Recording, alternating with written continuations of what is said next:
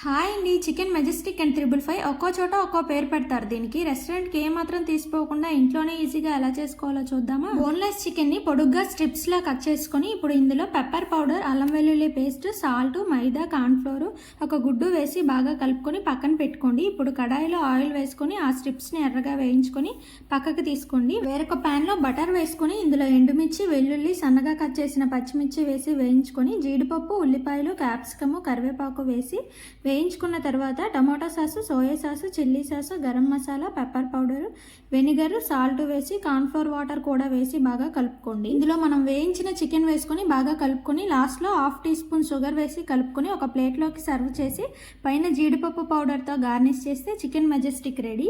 Process పెద్దదిగా అనిపించినా చాలా టేస్టీగా ఉంటుంది. ట్రై చేయండి. నెక్స్ట్ ఏ రెసిపీ వండాలో కామెంట్ చేయండి.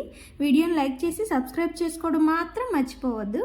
నెక్స్ట్ రెసిపీలో కలుద్దాం. బాయ్.